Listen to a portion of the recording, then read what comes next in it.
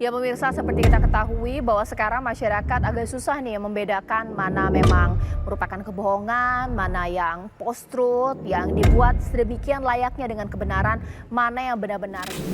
Sebenarnya seberapa besar sih kekuatan dari hal-hal yang ramai diperbincangkan, kemudian pergeseran isu yang ada di media sosial ini? Pelambatan akses internet di beberapa wilayah di Papua dan Papua Barat untuk mencegah hoax yang beredar terkait aksi unjuk rasa di Papua.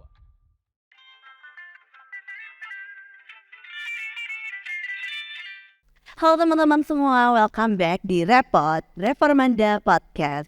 Nah teman-teman, hari ini di episode ke-6 kita bakal bahas tentang literasi media sosial. Di sini kita udah undang satu narasumber, yaitu Bang Basar. Halo. Halo Bang. Nah, Bang Basar ini dari GKI Maulana Yusuf ya Bang? Ya betul. Oke, nah Bang Basar kan kita hari ini mau bahas tentang literasi media sosial ya Bang. Tapi sebelumnya pengen nanya gitu loh, kayak sebenarnya Abang punya concern apa sih sama literasi media sosial ini sebenarnya? Concernnya. Iya. Oke. Jadi sebenarnya kan media sosial tuh sekarang semua orang gelagapan ya, gagap pengen pakai media sosial. Contohnya, aduh pengen punya TikTok, aduh pengen punya Instagram, pengen punya channel YouTube gitu-gitu kan. Nah, tapi orang itu nggak tahu dia mau punya itu untuk apa gitu. Nah, jadi kadang-kadang kita cuman pengen supaya dianggap keren atau apa gitu kan, punya sosial media, punya Instagram lalu gitu kan. Nah, dan sekarang memang kita kan bangun tidur biasanya kan kalau di kasur tuh buka handphone bukan buat saat teduh, tapi biasanya scroll Instagram kan, bener nggak? Iya kan? Aku.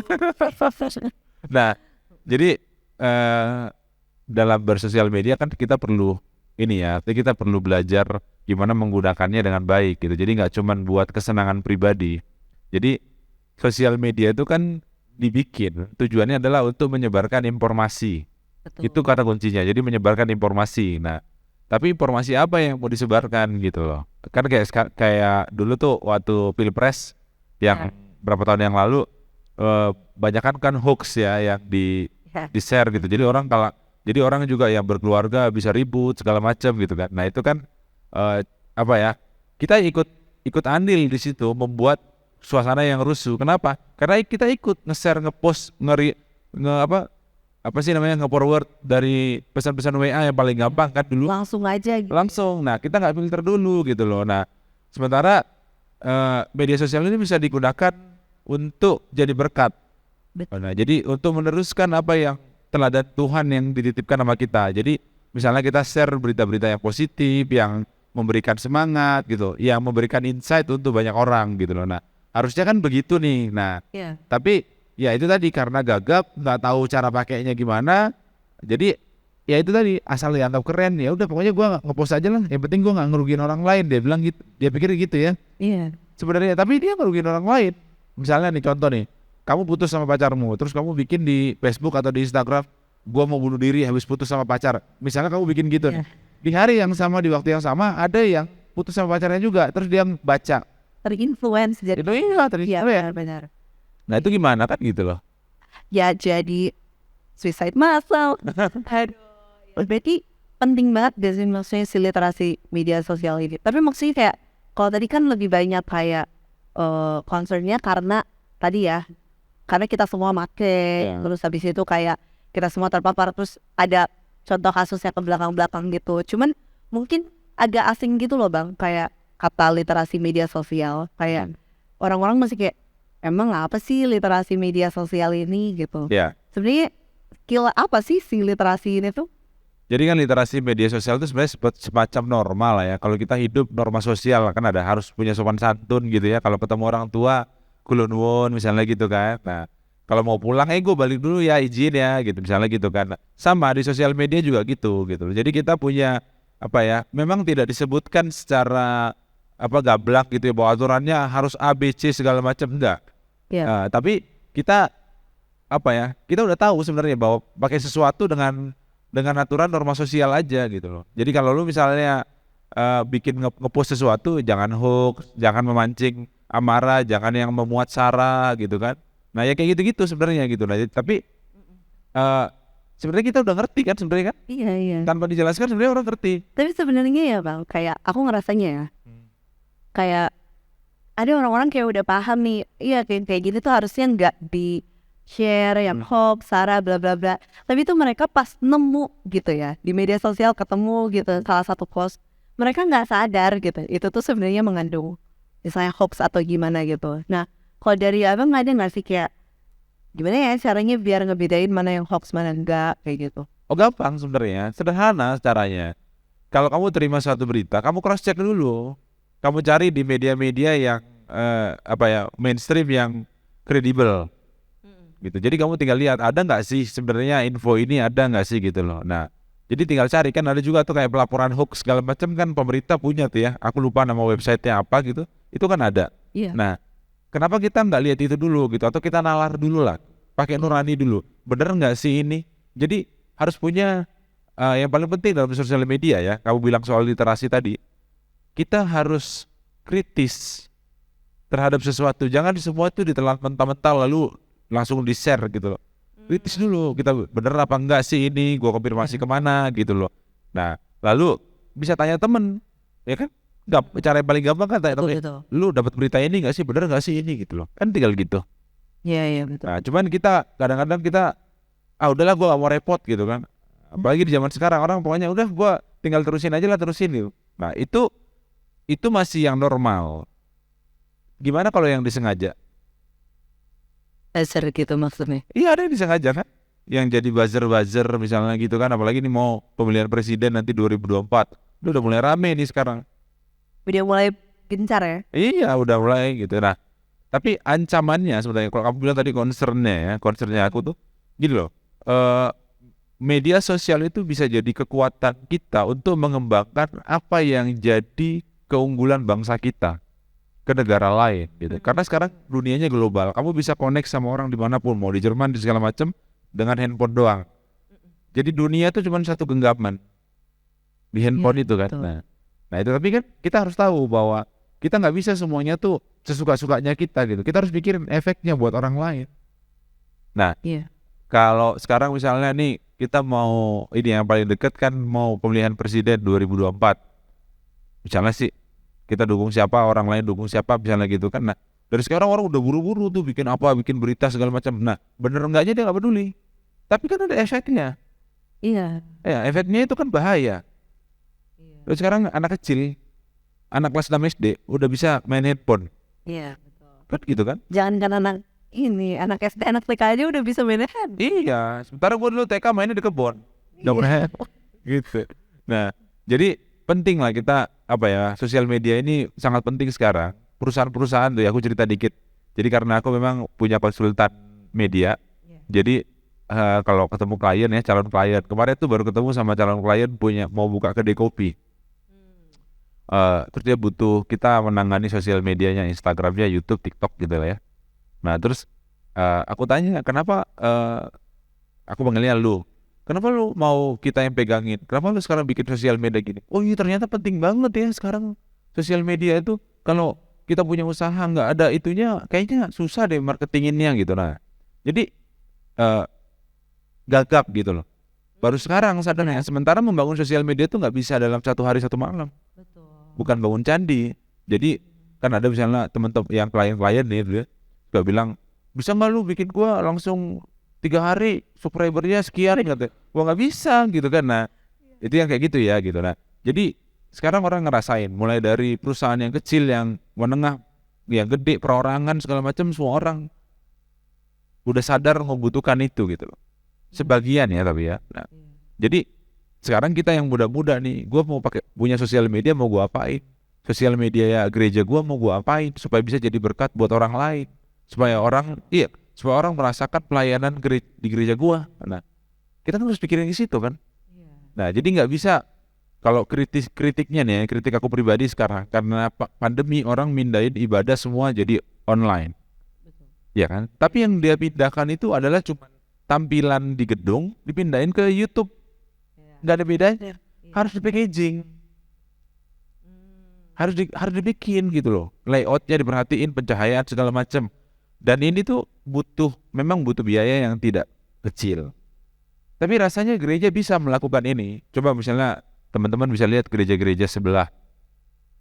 yang udah biasa melakukan live streaming segala macam. Oh, mereka slow aja sekarang, nggak takut kehilangan jemaatnya. Lah kita sekarang gereja-gereja konvensional seperti GKI, HKBP, wow, kaget. Pemudanya pada kemana? Ya karena nggak siap infrastrukturnya gitu. Nah, ini juga harus dipikirin sama gereja gitu loh. Gitu sih, Dek. Oke.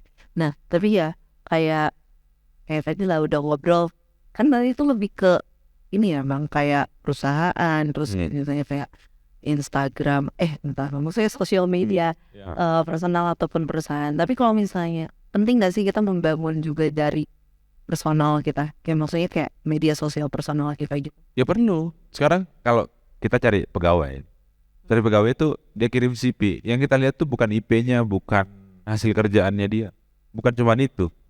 Instagramnya kita lihat, ini orang pribadinya gimana. Dari apa yang kamu post itu bisa dianalisa. Jadi bisa dilihat kayak TV. Oh iya, Secara lihat. Aku beberapa kali tuh kalau terima teman yang kerja di kantor, aku lihat Instagramnya. Kelihatan, kita bisa lihat nih orang punya gangguan kejiwaan gak ya, punya keganjilan ini gak ya gitu. Kita bisa lihat di situ gitu. Kita bisa analisa dari foto yang dia posting, caption yang dia bikin gitu. Nah jadi kebanyakan gunanya tuh banyak banget sebenarnya gitu loh. Sekarang kalau ini aku buat gereja juga ya, buat ke depan. Kalau gereja nggak peduli sama sosial media, nggak mau concern di situ membangun pelayanannya, udah selamat tinggal gereja begitu 10 tahun lagi udah nggak ada. nah, benar. Iya kan? Oke, mungkin gini ya, kalau misalnya dari pandanganku ya Bang, kayak tantangannya gereja tuh, kalau tadi kan dari Abang mungkin yang tadi ya kalau kita nggak bergegas untuk memperbaiki si media sosial, orang-orang muda ini jadi hilang dan dan segala macam kan. Cuman kalau yang aku lihat ada juga sih Bang kayak tantangan lainnya gitu, kayak kan sekarang lagi zaman banget kalau misalnya kayak Reels, TikTok, anything kayak itu tuh semua video pendek dan semua tercakup di dalamnya, dan orang tuh jadinya lebih percaya sama hal-hal yang kayak video pendek itu gitu. Sedangkan informasi di dalam satu video itu tuh belum tentu mencakup semuanya, dan bisa jadi tuh orang pas ngeliat itu kayak aku udah punya ilmu, padahal kayak mispersepsi. Dan yang sering aku lihat tuh yang kayak ini social issue ya Pak. Kayak sebenarnya lebih ke normalisasi hal-hal yang di luar kebenaran firman gitu, yang sering aku lihat. Mungkin itu salah satu tantangan juga gak sih, kayak banyaknya informasi yang menormalisasi. Jadi kayak ayo udah gak apa-apa pacaran cium-cium, atau misalnya gak apa-apa kita welcome sama kayak menormalisasikan hubungan sesama jenis dan segala macam. Itu kalau misalnya dari Abang ada gak sih kayak tanggapan bahayanya gitu dari hal-hal seperti itu? Intinya gini kan, di sosial media tuh siapapun bisa ngepost apapun kontennya. Kalau kamu tahu banyak konten di situ yang negatif, kamu terpanggil nggak untuk bikin konten-konten yang membangun, yang berdasarkan firman Tuhan? Nah, kenapa kita nggak lakukan itu gitu? Berarti dari tantangan tadi langsung aja gitu ya? Iya. Harusnya dijadikan motivasi. Iya, kita kan kita ini anak-anak yang diutus Tuhan untuk meneruskan cinta Tuhan pada dunia ini. Kalau kita tahu sesuatu itu tidak sesuai, tidak membangun, ya kita bikin yang membangun. Kamu kebayang nggak? Kalau kamu tiap hari makan hoax, kamu buka Instagram tiap hari hoax semua yang kamu makan, jadi apa kamu? Ya jadi tukang bohong. Iya, tukang bohong. Karena udah dicuci otaknya. Iya, betul. Nah, jadi ayo kita bangun gitu loh. Jadi cara paling sederhana kan, tadi kamu bilang bikin reels. Paling gampang nih bikin reels. Misalnya lagi di jalan, ada orang yang melanggar lalu lintas, tinggal diambil gambar, bikin, nggak boleh loh melanggar lalu lintas seperti ini. Nah ini kan jadi jadi influence yang baik untuk orang lain kan. Iya. Gitu loh. Oke. Nah tapi Bang, kayak misalnya tadi kan membangun influence yang baik bagi orang dan segala macam. Ini mungkin kayak ada beberapa orang yang pengen bikin nih, tapi takut gitu loh bikinnya. Kenapa harus takut? Entah karena takut materinya kurang, atau kayak dia kayaknya orang-orang udah pada bagus nih, kayaknya gue jelek deh bikin. Nah itu ada kayak dari Abang kayak tips biar kayak aduh biar pede aja gitu, Eh, post atau apa gitu. nggak ada caranya, lakukan aja. Lakukan aja ya. Nggak ada cara lakukan, karena gini, ada dua cara orang belajar. Pertama, baca dulu baru praktek. Yang kedua, praktek dulu baru baca. Nah, kamu tinggal pilih mau cara yang mana. Kalau abang seringnya yang mana? Aku praktek dulu. Baru belajar. Iya. Ya karena kalau ditunggu-tunggu, aduh ntar sama kayak orang mau nikah. Aduh ntar gua nikahnya kalau udah punya rumah deh cowoknya udah. Habis itu kalau udah punya mobil kapan nikahnya? Sama seperti itu lah kira-kira gitu. Nah, iya kan? Nah jadi maksudku ya kita sekarang ini loh. Ini dunia ini cepat berjalannya sekarang. Kamu tidur, orang lain tuh entah ngapain di luar sana. Iya. Nah jadi kalau kita makin hari kita makin cuma mikir-mikir doang, aduh ntar deh gua bajunya nggak bagus, cara gua ngomong nggak oke, kamera gua jelek segala macam. Mau kapan? Iya betul. Nggak ada. Sekarang tuh kita berlomba dengan waktu. Selagi masih siang, mumpung masih siang. Iya. Kalau udah malam nggak bisa ngapa-ngapain, ya kan? Jadi gereja harus bangun gitu. Nah, ya tapi memang yang kita sayangkan tidak semua orang-orang di gereja yang mau open mind sama itu. Gitu. Aku sendiri juga mengalami banyak tantangan ya di gerejaku sendiri, Iya. komunitasku. Ngapain dulu dibilang orang gitu? Ngapain lu bikin-bikin begituan kayak orang gila deh bilang gitu. Oh iya, dulu nulis terus podcast macem-macem lah ya, ngurusin banyak sosial media gitu. Nah, tapi sekarang itu jadi duit, tuh, jadi cuan. Lo ingin sekarang kalau orang bilang mungkin masanya aku menuai apa yang aku kerjakan 10 tahun yang lalu. Iya. Oh, panjang banget berarti ya. Lo iya. Jadi sama seperti kamu kalau nonton podcast yang rame di YouTube tuh yang dia udah hype ya, Iya. yang gede-gede. Mereka tuh bangunnya nggak satu malam. Mereka tuh harus invest alat, invest juga SDM-nya gitu kan. Lalu belajar banyak untuk menyiapkan satu tayangan yang membuat orang nyaman nontonnya dan orang itu bisa dapat insight dari situ. Itu ada tekniknya juga gitu. Nah, tapi nggak usah pikir jauh-jauh ke situ lah. Yang penting mulai dulu. Bangunlah hal-hal positif, postinglah sesuatu yang membangun orang lain. Karena itu punya efek gitu loh. Apalagi 2024 pemilu. 2045 itu akan banyak anak-anak muda yang jadi pemilih pemula. Nah, Indonesia ini akan dipenuhi dengan anak-anak muda. Karena yang generasi tua udah 2045 sedikit. Nah, sekarang kita mau nggak bergerak gitu loh. Masih ada 20 tahun lagi ya. Ya, tapi harus dari sekarang.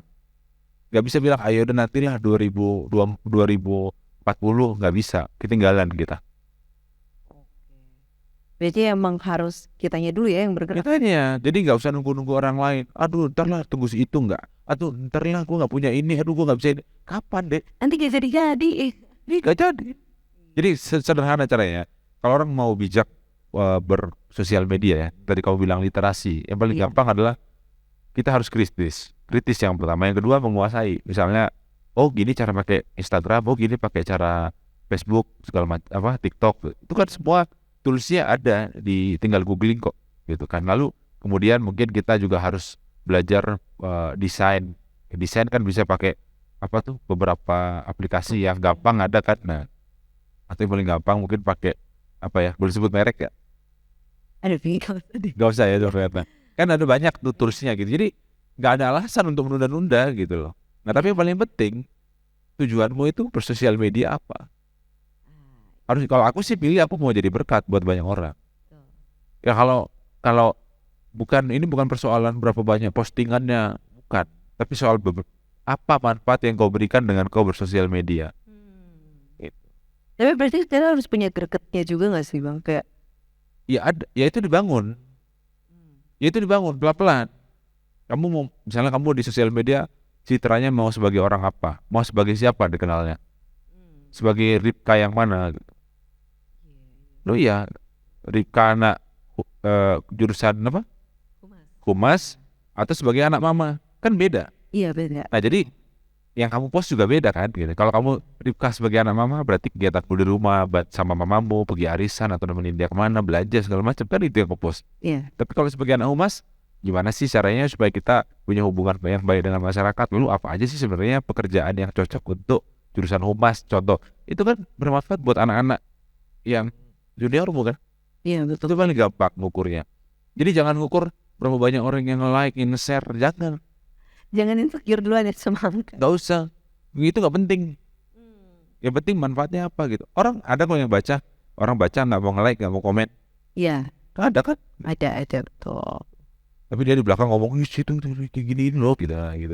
Postingannya kan gitu ya. Tapi maksud tuh nggak penting lah berapa banyak yang harus nge-like, harus nge-share. Yang penting kitanya. Jadi kontrolnya dari diri kita gitu. Sekali lagi, sosial media itu dipakai untuk menyebarkan informasi. Iya. Nah, tergantung kita mau menyebarkan informasi apa. Gitu loh dek. Nah tapi karena ini kita juga ngobrol di gereja ya. Gereja juga perlu lah. Ingat ini warning. Ini warning buat kita. Buat makin berkembang juga ya. Loh iya ini bukan Iya. bukan main-main. Sekarang kalau pandemi gini coba lihat berapa banyak sih pemuda di gereja kita yang masih ibadah, masih aktif. Kemana mereka sekarang? Apa yang bikin kita kok sedikit pemuda di gereja kita? Kita harus evaluasi dong. Iya betul. Kita sesuai nggak dengan tren sekarang gitu loh. Kayak sekarang kan di podcast gini tuh kan dianggap orang keren nih. Di Amerika tuh udah duluan. Udah 5 tahun yang lalu udah duluan ngetop. Dan ya kita ikutin pola itu. Ya memang sekarang polanya di kita. Kayak misalnya orang WFH. Orang udah gak mau WFH. Udah gak mau kerja dari kantor. Pengennya udah kerja dari rumah. Iya betul. Sama dengan gitu. Terus kalau lu maksain misalnya harus kerja WFH, karyawan lu keluar. Nah sama seperti itulah. Jadi ikutinlah perkembangan zaman ini. Tapi kita bukan serupa dengan zaman. Tapi kita harus memberi warna di dalam zaman itu gitu. Seperti tadi, banyak yang nge-share hoax, ya kita share lah yang benar-benar yang baik gitu, yang mencerahkan. Iya. Berarti kalau ini motif dari Alkitab ya. Iya. Lalu seperti merpati, cerdik seperti ular ya. Iya. Jadi cara-caranya bisa ngikutin cara dunia, tapi pemikirannya tetap pemikiran. Iya. Tuh, jadi kalau misalnya kayak mamaku ya, mamaku baru gaul. Mamaku tuh punya usaha bunga rias gitu. Dulu dia nggak punya Instagram. Mamaku tuh umurnya sekitar 50-an, 55 lah. Nah, dia sekarang punya Instagram.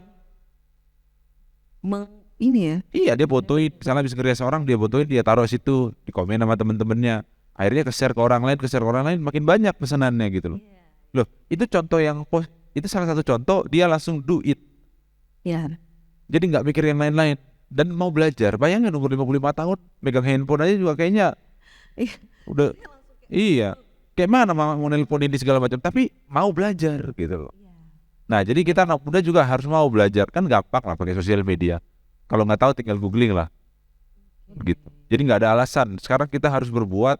Kita harus bangun Indonesia ini, masa depan kita ini harus lebih baik. Karena kita ini mau jadi negara maju. Iya.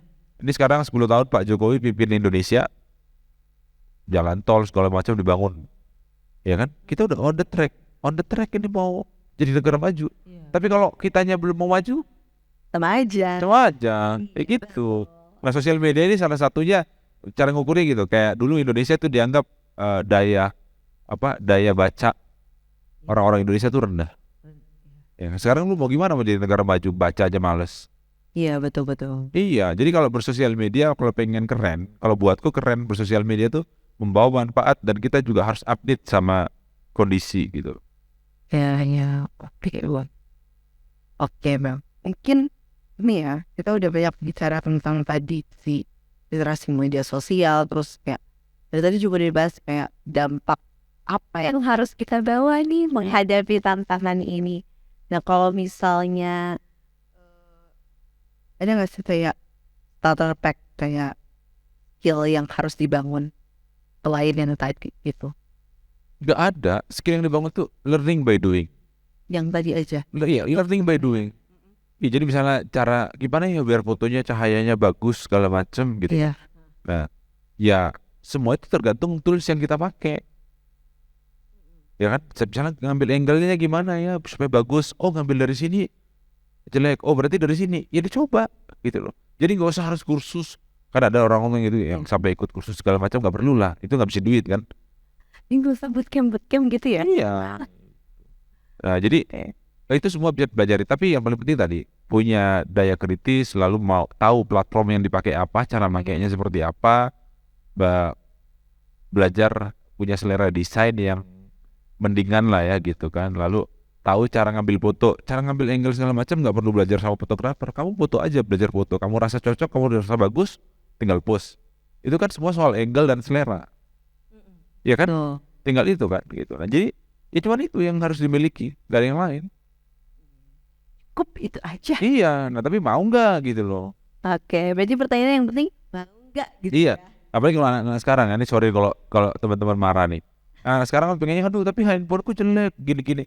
Nggak ada, ya nggak ada urusan sama handphone, ya pakai aja itu memang itu medianya gitu.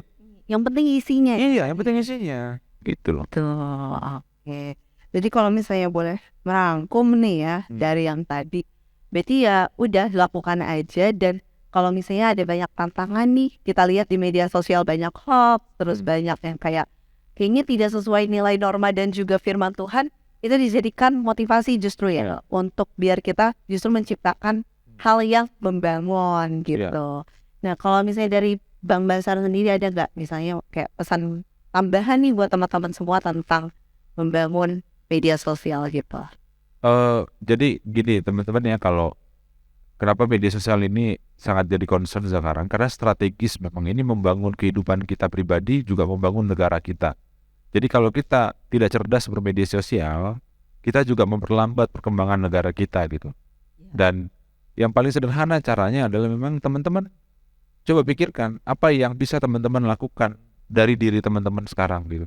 Coba tunjukkan apa yang positif dari teman-teman gitu loh. Jadi itu aja. Oh ya gue suka masak, ya lu foto lagi masak. Oh iya gue suka fotografi, ya lu kasih misalnya mungkin kirim foto yang bagus, terus bilang mau belajar fotografi nggak sama gua nih gitu kan, bisa dapat duit kan. Contoh. Jadi ladang cuan juga ya? Iya dapat cuan. Aku dapat cuannya dari situ loh, Dek. Iya, jadi aku sekarang tuh kerja ngurusin sosial media, ngurusin YouTube-nya, ada toko nasional, ada sekolah, ada perusahaan, macam-macam. Nah, semuanya mulai dari iseng-iseng. Dari mulai kayak aku juga punya media online. Media online itu dulu aku bangun, aku nulis blog, nulis curhat dulu. Pertama nulis di komputer aja sendiri gitu ya. Iya. Bayangin dari cuma nulis kayak gitu, terus akhirnya punya blog, akhirnya disuruh bikin media sosial. Sekarang disuruh ketemu ini segala macam, jadi dapat duit. Nah, tapi itu jangan dipikirkan, wah nanti gua dapat duit, bukan ya. Tapi Motivasinya nggak gitu. iya gitu loh. Jadi kerjakanlah yang jadi hobi teman-teman, dan itu postinglah jadi inspirasi buat orang lain. Gitu aja. Dan negara kita ini masa depannya ditentukan dari kita semua, bagaimana kita menggunakan sosial media. Jadi jangan merasa bahwa negara ada ayam aja segala macam, enggak. Sekarang pada dapat pandemi, 60 negara tuh terancam bangkrut. Indonesia tahun depan perkiraannya akan resesi. Iya kan? Nah sekarang kalau kita enggak, memang kalau orang tanya ada hubungannya nggak dengan media sosial? Ada. Gimana lu bangun optimisme? Negara kita ini pernah juga resesi kan. Tapi bisa grow up. Betul. Gitu loh. Jadi kita juga dari diri kita harus membangun sikap optimis, karena optimis itu adalah etika. Etika hidup kita tuh optimis, apalagi kita anak-anak Tuhan kan. Ya betul. Gitu loh. Kamu kalau di kitab nyambungin mungkin kamu adalah kepala bukan ekor. Iya. Nah, gimana kamu jadi kepala kalau kamu pikirnya ekor terus? Betul. Gitu. Jadi ini menyangkut pola pikir kita dan mental kita juga loh, Dek. Gitulah kira-kira. Biar menumbuhkan iman juga sebenarnya. Oh, iya. Kayak gitu. Nah, jadi teman-teman yang tadi ya, jadi kita itu menggunakan media sosial tadi buat menginfluence juga yang positif gitu. Biar menumbuhkan iman juga buat sesama ya. Jadi jangan cuman, mungkin banyak ya teman-teman yang kayak cuman scrollingnya yang gitu-gitu aja. Iya. Yang dimakannya juga yang tadi ya, yang aja dan apa, mulai dipilah kali ya Bang. Iya, harus difilter sama apa ya, kita kalau aku tuh misalnya beberapa media yang aku follow itu ya media-media yang menurutku kredibel, yang yang ini gitu, yang dia nggak ngasih hoax gitu kan. Iya. Gitu. Jadi ya kita juga dari mana sumbernya, kita ngelihatnya apa. Kalau sumbernya sering ngasih hoax, ya bakal ngasih hoax. Bakal terus. Iya gitu loh. Gitulah, jadi difilter. Dan kalau bisa memang teman-teman jangan cuma berpikir untuk diri teman-teman, berpikirlah untuk orang lain, memberikan inspirasi bagi mereka. Dengan begitu kita on the track mengikuti teladan yang Tuhan titipkan sama kita. Oke, mantap banget kalimat pamungkapnya nih dari Bang Benar. Oke teman-teman, mungkin sekian dulu kayak Bang dari episode hari ini. Makasih banyak buat Bang Bastar. Banyak banget ilmu yang udah dikasih ya sama teman. Mungkin next podcast bisa kali ya Bang? Gimana ya? Iya. Oh ya boleh, siap. Makasih banyak buat Makasih teman-teman semua. teman tadi kita udah banyak banget bicara tentang literasi media sosial. Jadi kalau teman-teman ada yang punya pertanyaan atau misalnya masih ada yang mau dibahas, boleh banget langsung aja di kolom chat kita di bawah. Dan jangan lupa untuk like, subscribe, dan juga di-share ya videonya. Sampai jumpa di podcast berikutnya teman-teman. Dadah! Dadah.